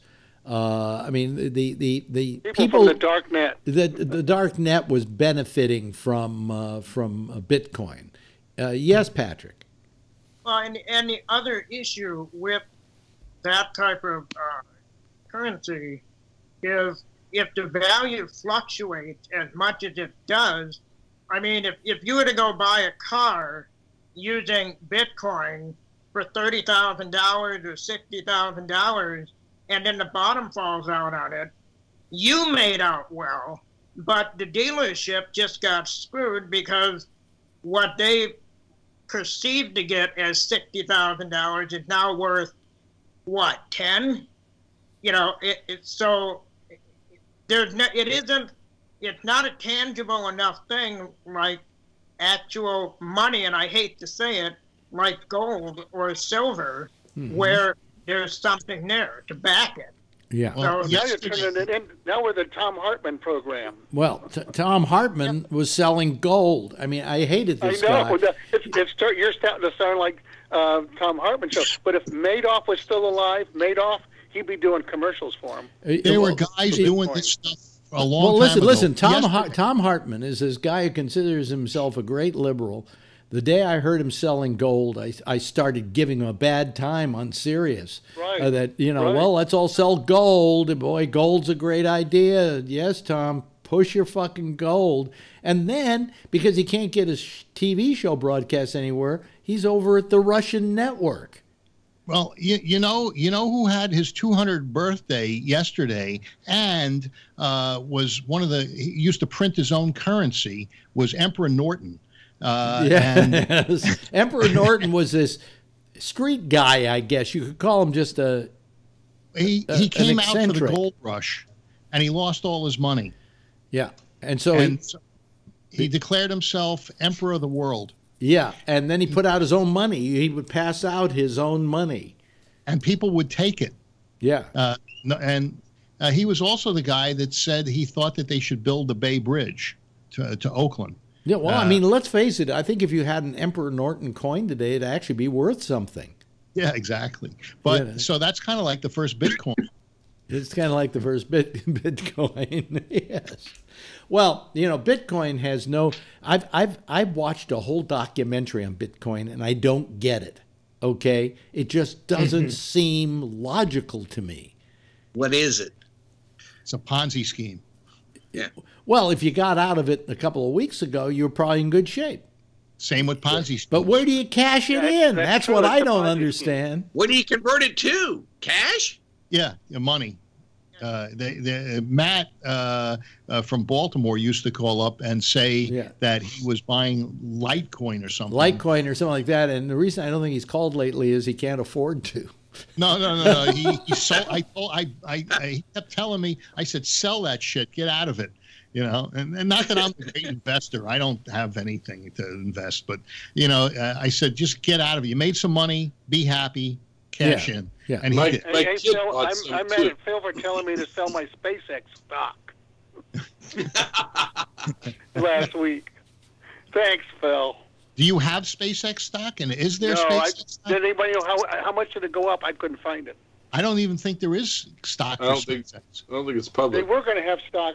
I think they do now. The company is valued at $21 billion or something like that. I couldn't. Yeah. I think there's stock now. They just lost their Tesla. It's up in space somewhere. Yeah. Yeah, but I hope he had. I hope he had it insured. Yeah. I wonder if it had the deluxe interior. I saw an article where he could have insured the rocket, but he didn't. Well, yeah, you know why? If you insure the rocket, it's a very expensive insurance. I mean, yeah, it's like building. It's probably half the cost of the rocket. I would say it was a nice chunk of change, and I think maybe he was saying, look, I think he knew this was going to be a success. And I'll tell you why. Because he was telling everybody there's a 50% to 2/3 chance that it'll work. And I went, oh, man, he's not giving it great odds, you know. But I think he was doing that because he wanted to lower everybody's expectations. So when you saw this goddamn thing, you went, fuck, you know. Yeah, because they've overplayed their hand with Tesla a little bit, and Tesla didn't always deliver like they promised. So I think he was being careful. Well, I think they're having growing pains. You know, they sold a lot of cars, and it's tough for them to deliver. The other option is maybe he got the stock to go down a few dollars right before the launch that way, and he bought up a little bit more stock. Well, I don't know about that, you know. No, but you could in some instances, but I don't think you did. SpaceX is there anything, Tim, that you can say to us that isn't a conspiracy? No. Just I don't think it happened. You just have to keep an idea on, you know, who. No, but who knew Trump was going to get elected. you try to find a conspiracy in everything. Yeah. Well, I used to listen to Art Bell. I guess that's part of my Oh, problem. that's a problem. Yeah. Have you met Art Bell? No, I've never met Art Bell, but I don't think anyone has. How about George? He's still in his bunker. George, I think, still runs it, doesn't he? George who? George Costanza? No, Norrell. It's Coast to Coast with George Norrie or something. Norrie or something. I don't know. I used to listen to that thing when I'd be traveling late at night in Northern California. That's what I did too. And as I listened to him, I just went, you know, where it's dishonest, at some point he should say to somebody, "You're full of shit," you know. But he never did. He just kept going. Anyway, yes, Phil. Phil, what? What? You got your hand up. According to this, Space Exploration Technologies, better known as SpaceX, will go public once we have regular flight to Mars, is what he told investors in 2015. Okay. All right. Hey, listen, we're running out of time here, and I got to close this whole thing off. This has been a great show, you know, because it's just... yes, Jeff, quickly. No, I was just going to say this is a good group. Yeah, good group. Good discussion. A little bit of everything, and it really, you know, was spirited. Scott gets it spirited. Phil, you certainly bring the spirit up. Patrick, always a nice naysayer. Kevin, love hearing from you. Jeff, same to you.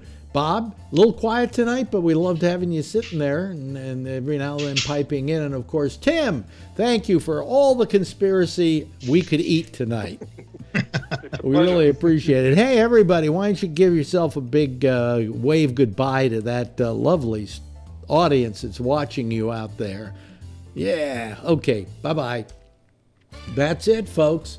That's all she wrote for tonight. Let me just, as I say, as I always have to do, turn off my my Skype so the next people can do a show. Okay, let me, there we go. We just got rid of them. Hey, listen, everybody. I wanted, first of all, before we go, I just want to remind you, if you're watching us on YouTube, subscribe, okay? Subscribe to our channel, all right?